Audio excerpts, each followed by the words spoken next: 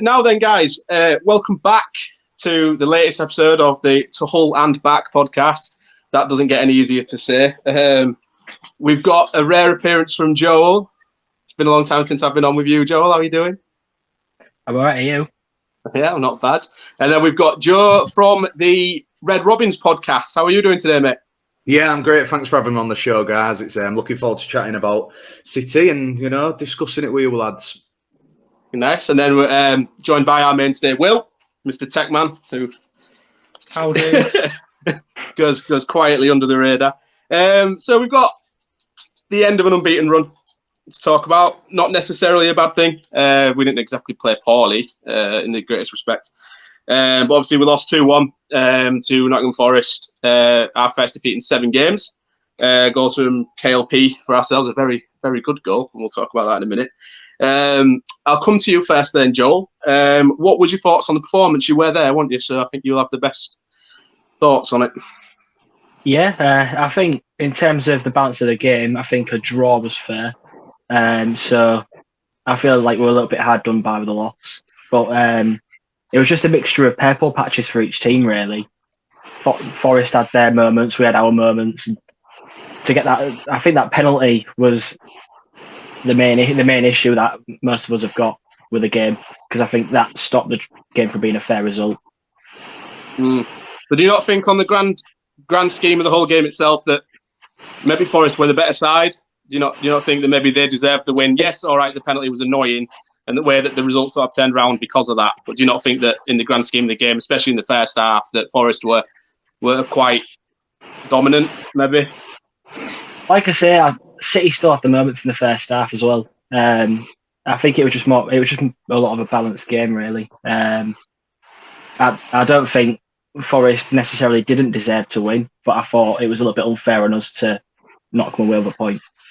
Yeah, I mean, I thought we played well. I think most people would agree that we went there and we mixed it with what was the most informed team, especially after 15 games. I think the top of the form table. And I know we were in form ourselves, but going away to the most informed side in the league is always going to be a tough ask. And we were playing the same team consecutively. I think it was 5 games in a row. Was it the same team? Maybe 6. So the fact that they still troopered through, the system still looks like it's working. We were outplayed, just maybe outclassed. I think maybe in the grand scheme of things. Joe, do you think there were any standout performances or any players who deserve a shout out? I think when I've been listening to you guys, it's been, the McLaughlin KLP show every single week, hasn't it? And I think that's going to be the same again. I think I'm really liking the back three of obviously Deshaun, Greaves and McLaughlin. I think you've always spoke, at the beginning of the season, it was like get a leader in at the centre-back. And don't get me wrong, I feel like we could do with a few more options. But them 3 lads at the moment, I think, especially if you can keep Deshaun on a long-term basis as well, lads, I'm really enjoying seeing on their play. I've been Richie Smallwood's biggest critic. I know a lot of people have as well, but I think him in that holding position's been really well. It was one of them performances, wasn't it? I think any little slip up and, pardon the pun for the Unbeaten penalty, which obviously wasn't them, we'll go into discussion, but just little things like that in the Championship. So many people go on about how tough the Championship is, and it's then week in, week out, you're playing top quality teams, and like you mentioned there, Notts Forest, the most informed team. I thought the lads should be really proud of themselves, and I feel like going into the transfer window, we know where we need to improve if we want to be mid-table or stay in this division, but positive signs even with a defeat. But for me, I thought McLaughlin was outstanding again. That fizz ball to KLP, just outstanding for them both. And what a finish! He's getting better week in, week out in it, the lad, and it's great to see. It's another Hull-born player that's repping the black and amber, and long may it continue, hopefully. Yeah, I thought, like you said, we do. KLP at the moment, I think he's the one that every single team, every other channel that asks us for contributions are asking for players from our perspective that might cause them problems. It's always KLP. The fact that McLaughlin's coming to the side, slotted in so seamlessly, and looks like he's going to be undroppable, especially when Alfie Jones comes back into the fray. You've got, like you say, you mentioned Smallwood, who maybe he's going a bit under the radar at the minute, because I think he's been superb, but he isn't really getting the same kind of praise as McLaughlin and KLP have been getting. Honeyman, obviously, because they all contribute in a different way, whereas Smallwood just does his business and gets on with it. But I thought he was really good. I think Greg Docherty as well was quite good against Forest. I think he did a bit of the the rough and tumble side of the game, which is something that he doesn't usually do. He's more of a balanced. He does, an equal measure in both, doesn't he? And I thought he really put some axe to the grind in terms of contributing in a defensive sense. So, I mean, if we can keep these lads on form, we've got Smallwood's kind of leading from an experienced head at the minute, trying to keep the young lads at the back's heads maybe clear, keeping them focused, helping them build on the game, which I think is going to be important. And he's keeping the likes of Tom Huddleston out the side, so he must be doing something right. I think in terms of, because Nathaniel's not on, it's probably quite a good episode for him to not be on, because I think there's a couple of players who probably didn't play as well as we would have wanted them to in this game.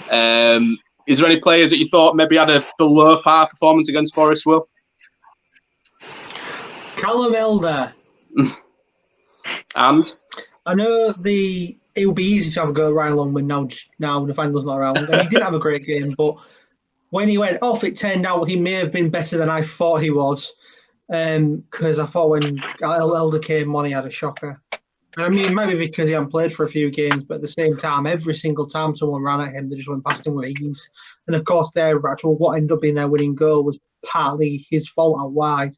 Doherty didn't help him a bit, but it was just so easy to beat every single time. It was, for a fullback who did so well before, it was pretty embarrassing. And obviously, it goes without saying, Wilkes and McGuinness did nothing again.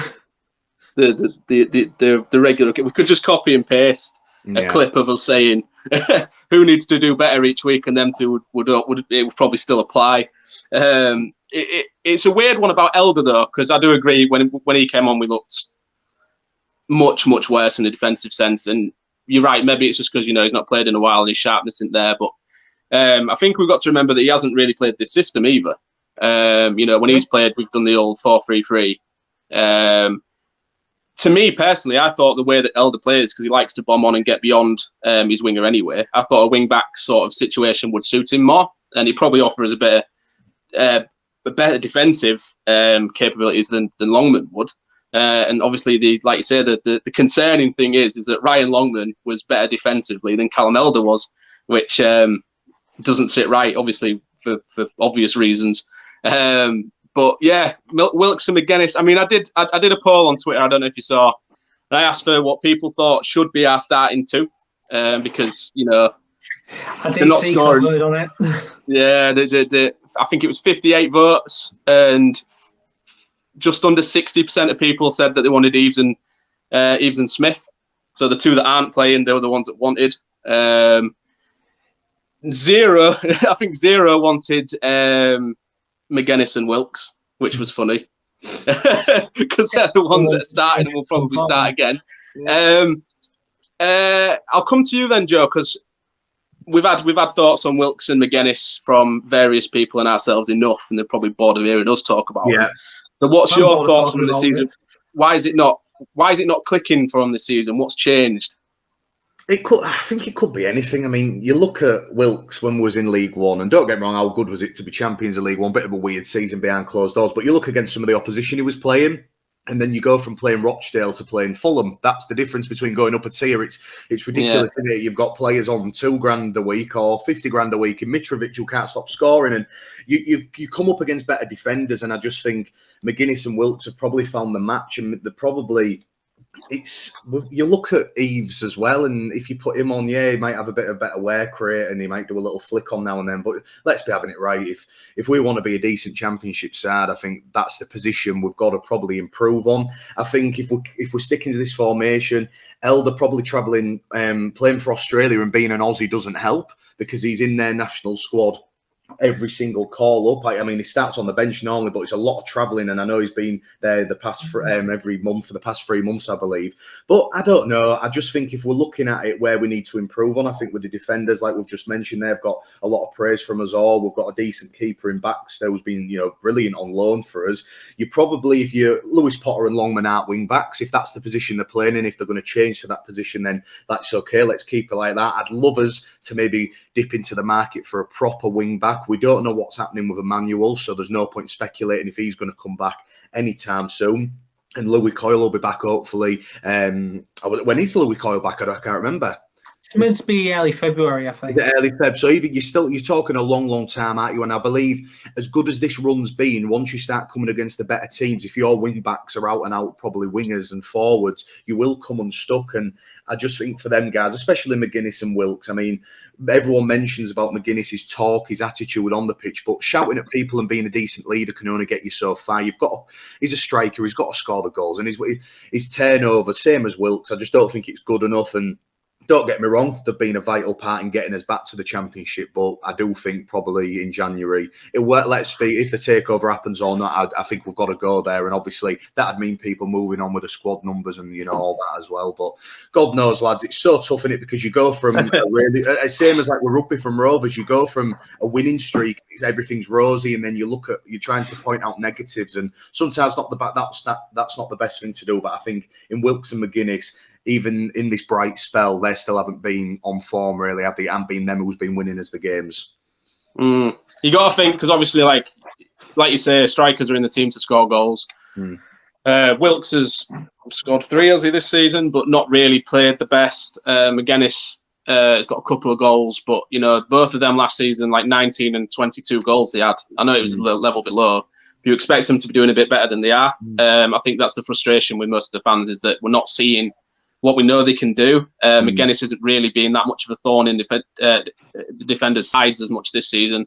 Wilkes has totally changed his playing style. I don't know if it's, like Baz mentioned it on when we had him on before, that his bulking up in like muscle mass and changing style must obviously have been either okayed or encouraged by the club, because otherwise he wouldn't be playing and he would be getting told off for doing what he's done. So unless it's, they've had a meeting with him in summer and said, we want you to get a bit leaner and sort of shrug defenders off a bit more and offer a different avenue, we don't really know, but it's not working for him. And then there's got to be questions as, does he really suit being as part of a front two? Is he more of a natural winger, so he's going to be like a casualty of the changing system maybe? Because I don't think he definitely can't do the wing back position, because he doesn't have the energy to go up and down that wing and not contribute in a defensive sense. I mean, we could be wrong. He might surprise us. But from what we've seen, I can confidently guess that he won't be very good in the wing-back role. But yeah, definitely, I think the weakest point of the team, which I was asked by a Forest channel I went on the other day, I said it was the front two, which is a shame because they were both so prolific last season. So I totally agree with you. So in terms of like panic stations then, like obviously we've lost the game.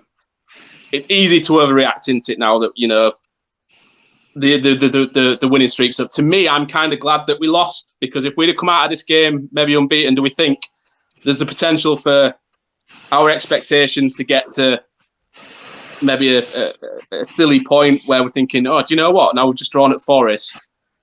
This is what we should be doing, kind of thing. And, it's a tough line to tread. What was the atmosphere like, Joel, at the end? Was it still quite positive? Yeah, I'd say so. 1 minute, sorry. Yeah, it was quite positive in the end. The players came over, McCann as well. All of them got applauded. So that's the main thing, really. We've got to try and keep a positive atmosphere around, and hopefully that'll translate to being on the pitch in all the games. Whether we win, lose or draw, as long as they put 100% in, we're going to appreciate that. Yeah, because that's the main thing. Because I thought we could confidently say in that game that we played, that they gave their everything to try and compete with what is a very good side. We could have quite easily lost that game 4-0, like kind of in the terms of quality. And we didn't. We went there, we mixed it up, and yeah, we maybe rode our luck at times. I mean, I say that. I'll move on to the penalty, to be fair, because I'll ask Will about this one. So the penalty, what do we think, Will? Oh, stone wall. Absolute bullshit decision, but about a few seconds earlier, Wilkes did haul one of the Forest players down in the box, and that should have been given as a penalty. Yeah, it was on Yates, wasn't it? Yeah, but two wrongs don't make a right. So It's a shocking decision, and could you say it changed the game? Yeah, you could, because after that point, Forest were all, their tails were up, but we have had quite a few decisions go our way so far this season as well. I mean, just look at the Birmingham and Reading games as prime examples of times where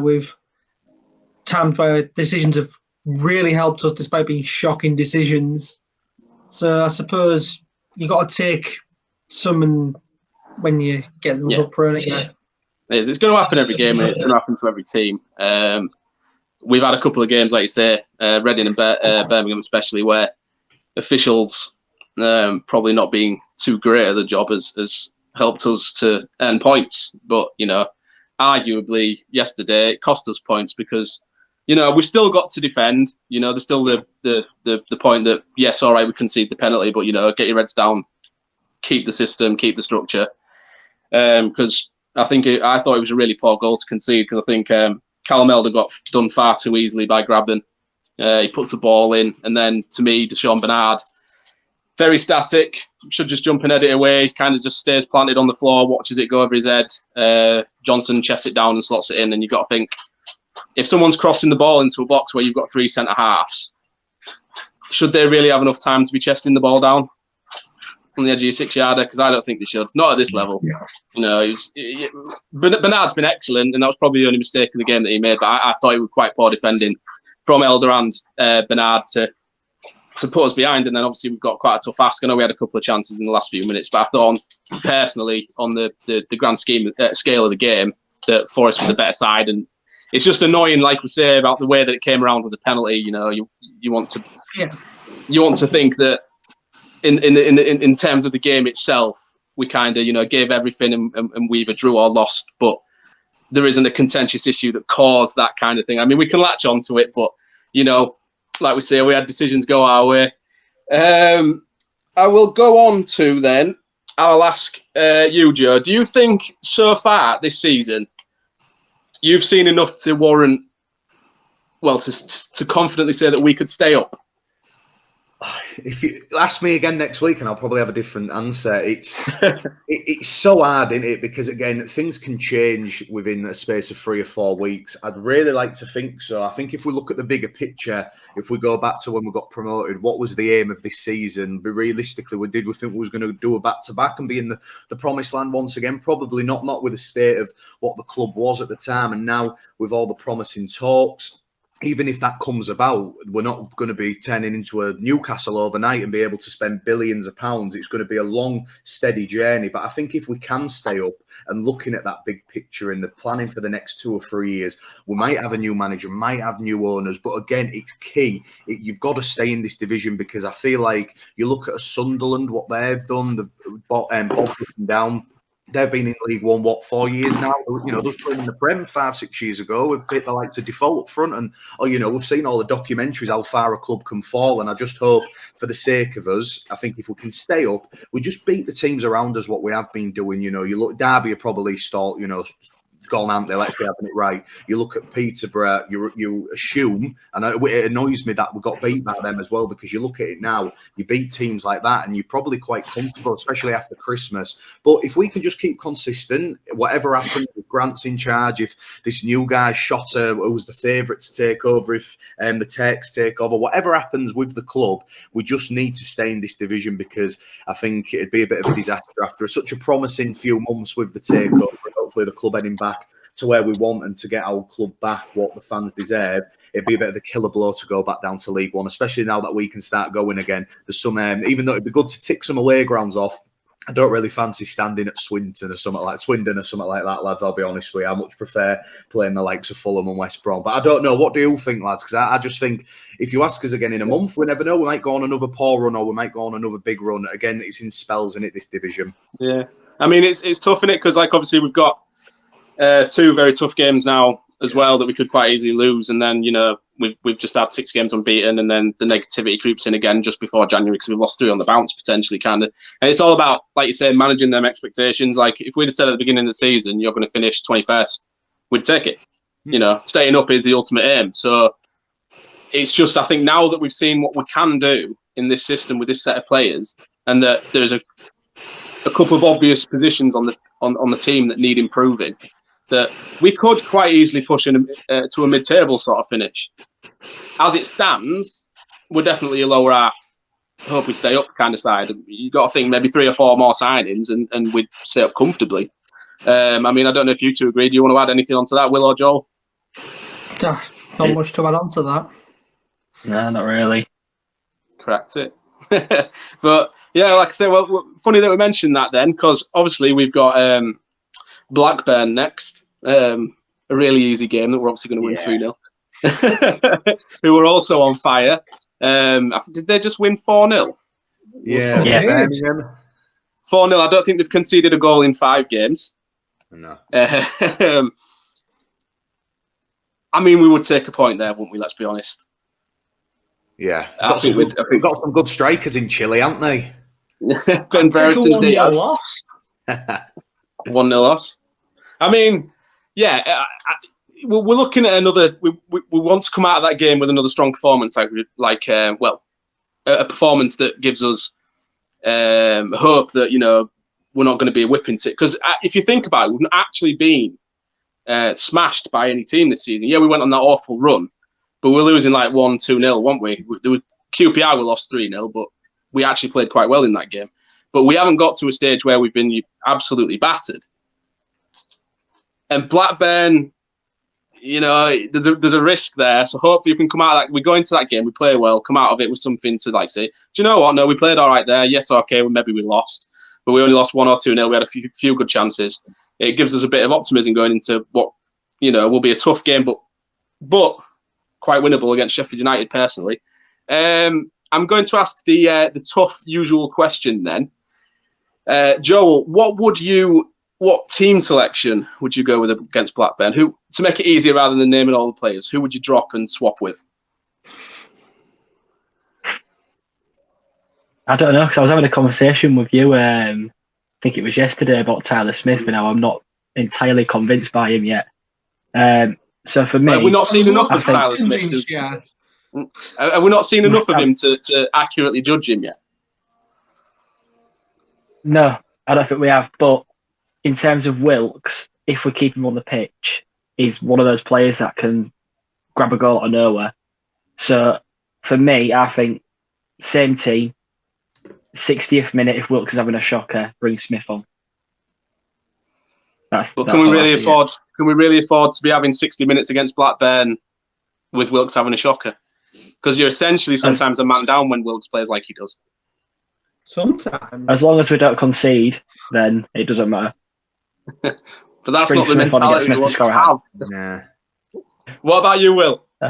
Who would you drop and swap? That front two's getting swapped. Front two. Who for? Eves and Smith? Or who else? Well, because like Joel said, there's a possibility you can put KLP up front, maybe Randall Williams as a wing back, see how that works out. I mean, it's probably a risky game to try something like that. Yeah, it's too risky to change anything defensively. So are they the only 2 changes that you would make? Yeah, they're the only 2 changes I'd make. I mean, it's too risky to do anything, like I said, defensively against a team that's got the greatest Chilean striker of all time up front. Would you not be tempted to shore it up defensively with the sort of attacking threat that Blackburn have? Would you maybe not be tempted to, in the wing-back position? I know Elder played poor, no. but we can try and... Would you not start Elder over Longman, no? Not a chance. No. You can't justify playing Elder after the way he played against Forest. No, that's Even true. if it was match fitness or lack of sharpness, you can't justify it. No. I mean, it comes down to the same thing as Wilkes, doesn't it? You can't really afford to be having passengers at the minute. But then again, how does he get match sharpness without playing? So unless he comes on in the second half every few times, you've got to get to a point. It's a tough one. What about you, Joe? What would you change, if anything? I think you're going to say what we do and what's probably going to happen, as much as... No. What would you like to see happen? Do you know what? On a personal note, I wouldn't mind to see Randall Williams. I'd like to go... But do you know what? You throw it against a team who's third in the table. They play the same system as what we're playing, so it's literally whoever's better at the position on the day. If you shut to Williams in, maybe I'd go Eves and KLP up top. I think they've got some really strong defenders, Blackburn. At the very top, I think Lenningham, the Irish international, I've always liked him, a proper steady, no-nonsense centre-back. If we're going to, it depends what type of football we're going to be playing. We're not going to have massive spells of the ball. If we can maybe, get a flick on from Eves to KLP, I think they're going to be doing the most damage. But I don't know. I think realistically, you're probably going to see Wilkes or McGuinness dropped for one of the two for Smith or Eves. But I don't know. It all depends on what Mr. McCann wants to do. But I'd personally go what I just said. But it's one of them. You get an early goal, you nick an early goal. Same as us. Their run's got to come to an end at one point. Every team in this division you can beat, but then you can lose it very, very easily. And I think it's going to be a great test for that back three against, Ben Brereton. As much as we're having a laugh about him, but he's on form and he's absolutely outstanding. I think there'll be a lot of Premier League clubs sniffing about him if Blackburn don't go up this season. But yeah, it'll be a great test, especially for Greaves and Bernard and McLaughlin. I think they're going to have a tough day at the office. I think Buckley, the centre attacking mid as well, he's been around a long, long time now. So it's a really good challenge in it. And I think that's the thing. If you want to be in this division, you've got to play and man up against these teams. So whatever happens, as long as the lads give 100%, we'd definitely take a draw, wouldn't we, looking at it now? Yeah. I mean, the only issue I have with playing KLP up front is that at the minute, the lad's on fire. And I wouldn't personally want to see him move from a position that he's playing really well in to throw him and try and do a completely different role. Especially against some, like you say, really big physical defenders that could quite easily, pocket him. Because you've got the thing about confidence as well. Like if we might have discovered his natural position that he didn't know. Maybe he is a wing back, and he's just discovering it this season. And because all right, maybe he's not the greatest defensively, but he does track back and he gets into them positions and he forces players out wide, and he helps bottleneck them into a position where someone like Smallwood comes across, collects the ball, or Bernard, Greaves, whatever side he's at that time. So, you've got to then hope that Randell Williams, if he comes in, has the same sort of ethic in that sense, as well as offering the same in an attacking sense, which I don't think he does. Well, again, he's another one we've not really seen enough of to judge. Personally, I mean, I was saying to Joel yesterday that Tyler Smith is the type of striker that, to me, even though he's not scored yet, he will still offer more than Malik Wilkes will, because he's going to always want to be in behind. He's faster, he presses more, and he puts a lot more effort in. And that's, at the minute, if you scour social media, that's what fans are after. They want to see players, applying themselves. You are. It's what the team needs. Yeah, we need to defend from the front, and when you've got midfielders looking at Wilkes sort of tirelessly jogging after a player and not really putting much effort in, subconsciously, what does it do to their mental attitude in the game, thinking, oh, bloody hell, we're going to be in for another really busy afternoon? Whereas if they look at Tyler Smith and they see him bombing about and putting pressure on their defence and trying to play it out, it gives the midfielders that bit of, oh, here we go, look, and then they can go and try and press and force them into a mistake. So it's really tough, because I think the good thing about the three at the back system at the minute is that we have got quite a bit of room of variation to try some players in some different positions. I mean, I would actually use Blackburn as like a free hit. Like if you're in the Premier League and you're playing one of the bigger sides that are in form, then you don't really expect to win. So it's like, if you lose, you come away from it, you're not bothered. I would treat Blackburn like that game. Just go into it, just try and keep momentum, maybe try a new couple of players up front, see if it works better for us. You might surprise ourselves. But if we lose, we didn't really expect to win anyway. So yeah, it's going to definitely be a tough one. Is there the worry then that if we lose to Blackburn, after being so many games unbeaten, then 2 games on the bounce, does that mentality, that negative, maybe the fans start to chirp a bit more and the players start to doubt themselves again? Are we worried that we could get sucked back into that awful run of form again, or do we think this team's showing a bit of character now to bounce back from that? I'll come to you for that one, Will. It depends on how the team perform against Blackburn. If they perform like they did against Forest, where they show a decent bit of fight and effort, then no. But if they go back to how they were before and seem to just be completely apathetic to it, then yeah, I will be worried.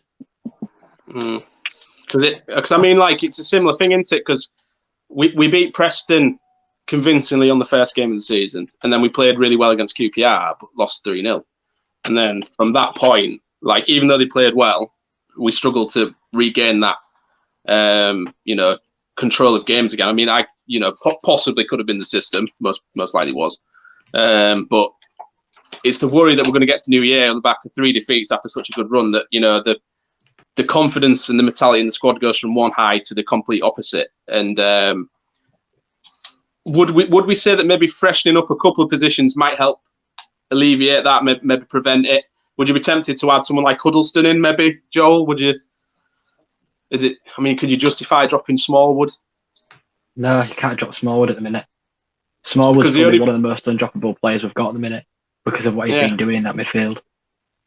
Because it's tough, isn't it? Because, I mean, like we say, so many players offer something so different. Huddleston, like, we all wanted him to come on towards the end a couple of games ago. We wanted to see the game out because he can help us hold the ball better and alleviate the press from up front. So maybe if we're going to be playing, you would expect, quite deep in our own half the majority of the game, maybe Huddleston would be a good shout to try and ensure that we get out of our own half for a bit. And but then you lose the defensive sense of Smallwood. So it is tough. Shall we go for score predictions then? How about we'll go to you first, Joe? Oh, do I get a point if I get it right or wrong? Because do I want to be my City head on or my honest head? You can give yourself a point if you want one. I'd love to see maybe a draw and stuff. I don't know. They just look really good at the minute, don't they? I think Mowbray's on playing some class football. I'm going to say 2-1 Blackburn, but I really hope I'm wrong. I feel like the game. I'm hoping Sheff Utd and Blackpool, they're the games that we nick some points from because I think if you look at the grand scheme of things, like you mentioned a few times, and you go into this game thinking, if we do just perform well, pick up no injuries, but we have got 3 games in 6 days, you're going to have to put other people in because as good as this team is, you get the standard of the level of the game at the minute and the pace of it, especially in the Championship. We can't play the same 11, especially in Everton coming up in the Cup as well. Big busy January. We don't know what's going to be happening with fixtures getting postponed or anything like that. But whatever happens, we are going to have to rotate, and whoever comes in's got to do a job. But yeah, unfortunately, I think we might just fall short this on Boxing Day. That's right. Joel? 3-1 to Blackburn, I think. I don't think it'll be one of those where Blackburn dominate the game. I think it'll be one of those where they take the chances and we don't.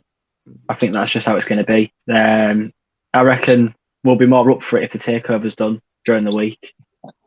More fans will be in the stadium, which will help as well with the atmosphere. It might actually give our players a bit of a boost to maybe go on and get a draw. But I think it will be a draw at best. But in terms of my honest head, I think 3-1 Blackburn. Okay. Will? I'm predicting the game to be postponed due to COVID outbreak between one of the two sides. Very high possibility. No, hopefully not. But if the game does go ahead, I think we'll lose, but because we've already had 2 losses predicted, I'm gonna say 1-1. Yeah. I mean, I logically went in the last episode because everyone predicted either a draw or a win, and I said that one of us had to say that we'd lose to be different, and I said that we lose 2-1, and we did. But so this time, because none of you predicted a win, I'm going to say we're going to smash and grab a 1-0 win. Let's see. Jacob Greaves to get his first Hull City goal. No chance.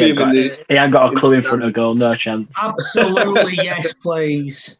Oh, it would be amazing, wouldn't it? Did you see? I seen it on Twitter. There was a picture. There's a City fan held up. All I want for Christmas is a Jacob Greaves goal or something at Forest. I am with that kid.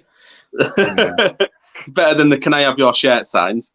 So after Blackburn, then, like we say, we've got a tough game against Sheff United. Now I don't know what our schedule is going to be like between Christmas and New Year. So I'm going to ask us.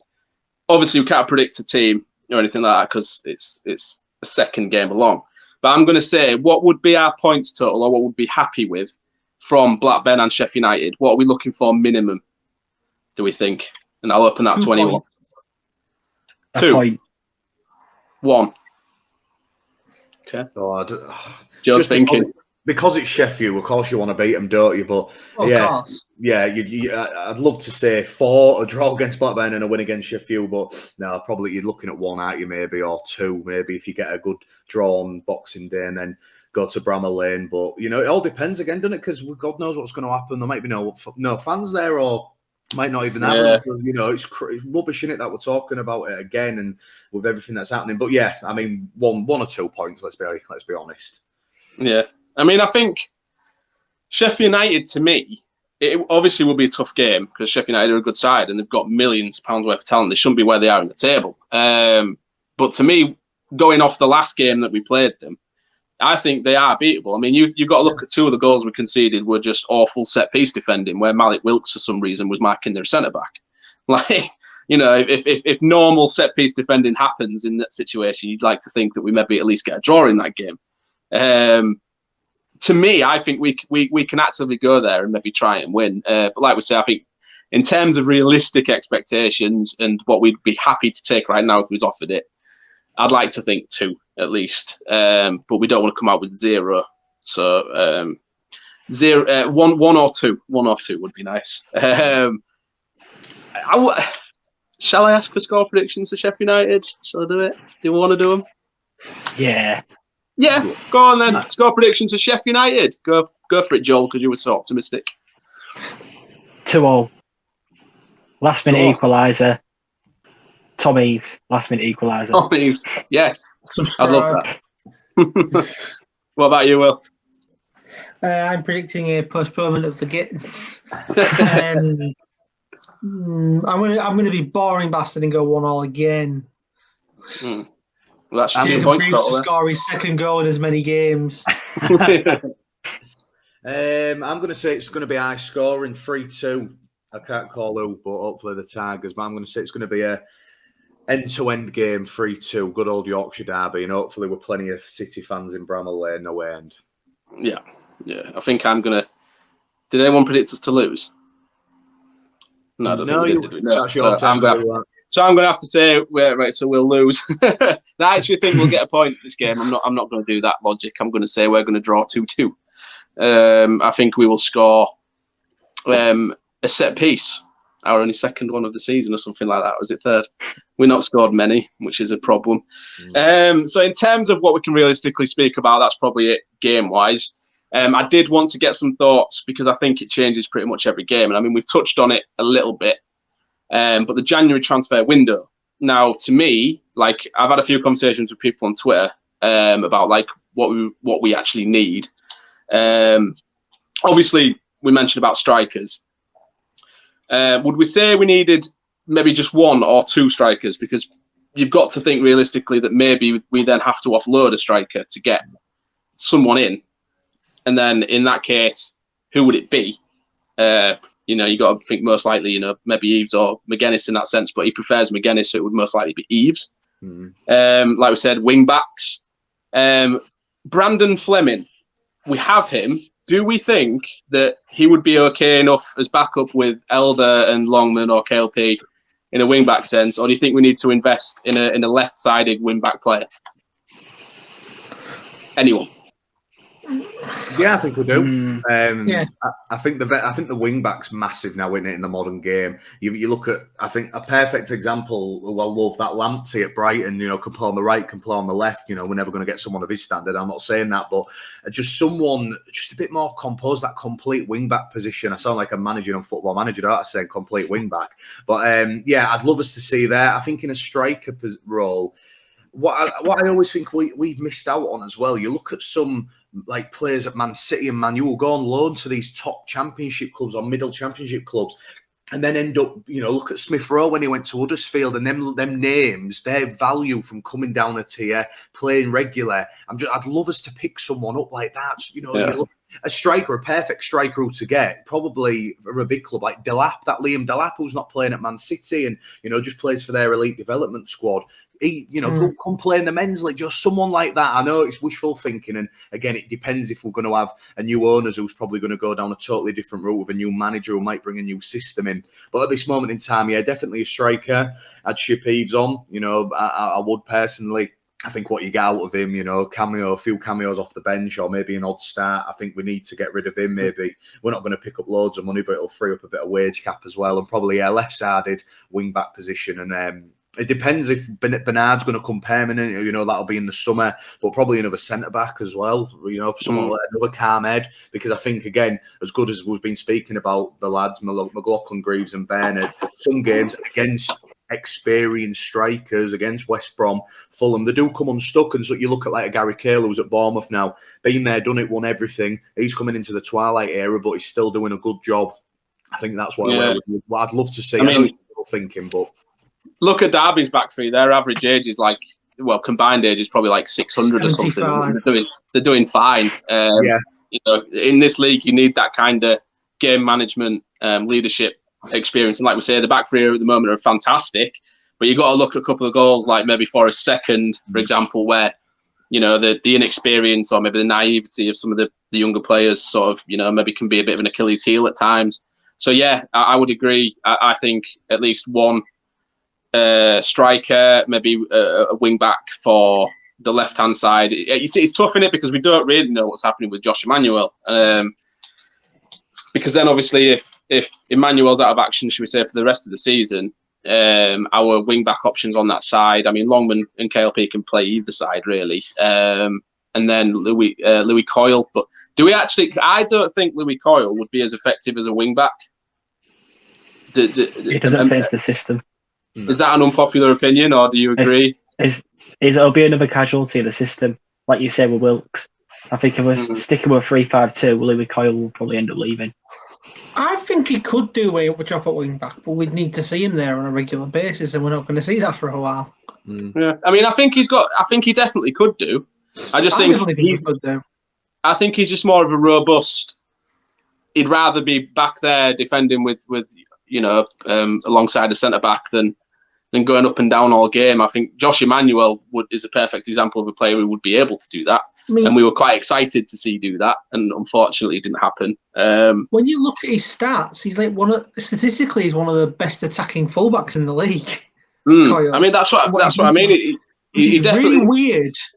He does like to go on, but it's just something about his playing style to me says that he won't be able to do it effectively. I don't know. I don't quite know how to explain it. I don't know what point I'm trying to get across, but I just don't think that in a wing back sense, Coyle. I think he's a better fullback than he is a wing back. Yeah. Yeah. Played there at Leeds and Fleetwood as well, didn't he? It's not like he's come from a team who's played with a wing-back system, and he is again that no nonsense in it, that full-back position. But again, it's hard as well because if you're going Coyle on one side and KLP, it's just totally different players in it. One's an out-and-out forward, one's an out-and-out defender. Where's your balance? You're going to be so balanced on one side. You've just got to get that perfect match. And as good as this system can be, you look at teams in the Prem get caught out so many times and concede 4 or 5 goals against the top teams, and that's the beauty of this system is it can turn mediocre players into really good ones, especially if you get the overlap on the left or the right. But you can easily get caught out. And I think you've just got to get that perfect balance. And I feel like at the moment we probably haven't got it realistically in the long term. So I think January, desperate for it to come, and hopefully, like Joel's jumper, we've got a few charge by them, because I feel that's vital as well. I feel that's massive. Yeah, I mean, it's been a while since I've asked, I think, about the takeover. So, as far as we're aware, and what we can gather from reliable sources on Twitter, is that THAB and Action have done what they need to do. They've put a picture up on Instagram of them partying in London or something, or having a meal. It looks like they've done everything they need to do, and it's just in the hands of the lawyers. So, in terms of them and the EFL, I think just finalising some stuff. To me, it just seems like it's too far on for it to not happen. But the general consensus at the minute is that there's like some stumbling block, which nobody's reported in any way, shape or form. Can kind of get in a way because, we've had a couple of takeover attempts in the past that never really came to fruition. But like I said, none of them really come this far. Do we expect it to be done by January? I mean, I think the difference is at the moment, the current climate, pandemic-wise, there's probably a lot more to do in terms of, contractual factors, maybe safety nets and contingency plans. lot of things to put in place financially to me. But do we realistically think that Blackburn will be the first game of the Action era? Hopefully. I mean, we want it to be, obviously. More of a hopefully type thing. It's I'll not going to be definite. A club statement at 9 o'clock Christmas morning, just Merry Christmas, and then club statement. Yeah. That might be what they're waiting for. Maybe it is all done and they're just waiting to give us a Christmas present. Yeah, I saw Thingy on Instagram. What's his name? Tan the Kesler, the director of football. That is a really good way to build up some goodwill. The Christmas tweet. Yes, it really would be. But yeah, I want it to be announced now. I don't want to wait. Turkey now, I believe they've all gone back to Turkey. Kesler, and so hopefully, like you said, just all the logistics. Obviously, we don't know, do we, what goes into it? This bloke's pumping millions in what we think. We just want it to get done. We think he just say you accept it on a computer and it's done. It'll take a long, long time, but. Like I said, as long as it's done by early Jan and we can actually sign some players with it, I just think if we get to February and it's happened, but we haven't signed anyone and we're stuck with the same team and whatever happens with that might delay McCann going or getting this new guy in. It's that transition in it. That's going to affect the team. That's going to affect the form and everything like that. And hopefully in a positive way, but sometimes it might not. So let's hope so, because that'd be a brilliant Christmas, because by the looks of it, it looks like it might be spoiled at the moment. Yeah, very good. Right, I think that's pretty much everything covered that we could cover. I mean, we obviously have the Christmas special with against the Tigers Down Under podcast that we'll be recording tomorrow. I'm not sure what day it'll be released. We'll probably wait a couple of days, obviously, because this one needs to cycle around. Well, it's a Christmas special, so it's only right that when it comes out is Christmas. Yeah. Well, I mean, it depends what you want to be doing on Christmas Eve, mate. 'Cause you're the one who edits it. So, I'll be editing it as soon as it's recorded, and so cheers guys for joining me. I'll give a shout out to your podcast. It's at podcast_Robin, is it? It's obviously a podcast for the red and white half of the rugby supporters. Joel's not a fan, although he's wearing red and white at the minute. Take his camera off. Take his camera off now. So I'm interested to know actually. When did you start your podcast? Because I think you were fairly new, weren't you? Yeah, so we started it. I mean, he used to commentate for the club and did a live talk show in 2019. Me and Kid called Phil Barrett, one of my best mates. We did that, and then obviously COVID struck, and we couldn't really do out for the club. We tried it. We did a lot of stuff over Zoom and everything like that, and it was just so tough to do. And then we was only volunteering, we didn't get paid. We obviously got expenses when we'd go to away games and stuff. So really busy at work, and we just thought, we'll give it a miss. And then me half cousin, my mum's cousin Chris, who I do the podcast with now, he just rang me in Jan, and I think lockdown especially made me really get into podcasts and discussions and sports media. I've never really massively been into it, podcasts. And Chris just messaged me, said, look, should we fancy it? And, we started in January. We've had some absolutely amazing guests. I mean, if you're listening and you're a black and white, you're probably thinking, shut up. But, on a personal note, for being a Rovers fan and everything like that, 2021 was probably the best year to do a podcast. We've had some great guests. Rovers were 80 minutes away from a grand final, and it's been fantastic. I've travelled all over with the club, managed to go to Perpignan in that semi-final, speak to some of my idols from when I was growing up, some of my old teammates as well, and we've gone strength to strength, and we're just going to carry on in 2022 now. Got a few sponsors on board, which we haven't mentioned yet, but we're going to be publishing soon, and hopefully go bigger and better, because we've really enjoyed it, and some of the feedback and listens, and the amount of people we've had listen and messages, it's more than me and Chris ever expected. And hopefully we won't just a one season wonder, because if my head starts to go when they start losing again next year, we might not get as many listens. But yeah, it's been great. And I've come on a few city podcasts, this one, really enjoyed it. And, it's just nice to speak to people in the city and stuff who, we all volunteer, we all do it off our own back. And it's nice that we get to have a chat, and it's nice to be invited on these other podcasts, because as much as I like talking about rugby, massive into footy as well, massive City fan, and really enjoyed speaking to you lads today. Yeah, cheers for coming on. I mean, I've seen your account. I mean, you since starting your podcast, it has been absurdly successful, because aren't you in a few thousand? Are you over 1,000 followers on Twitter?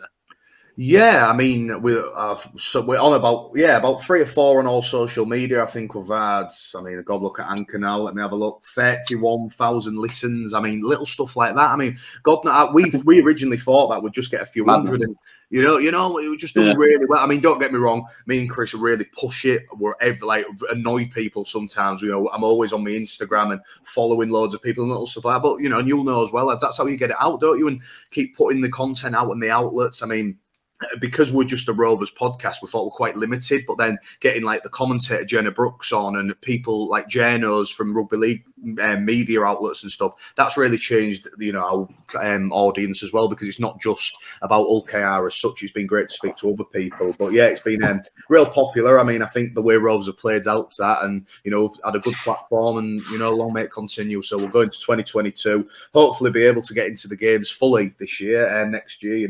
God knows what's happening, but it was hard having to watch it on telly and then having to do a podcast as well, because you can't miss you can't beat the atmosphere and being at a game, can you? And especially with the fixtures being announced and the new kits, the squad numbers for Joel as well, being an Hull fan, as much as we have a laugh and there's that banter, there's not like it, especially the 2 rugby league teams in the city. So we're looking forward to next year, and hopefully positive for two of the city's sports teams, I'll be honest, because I don't want to pretend.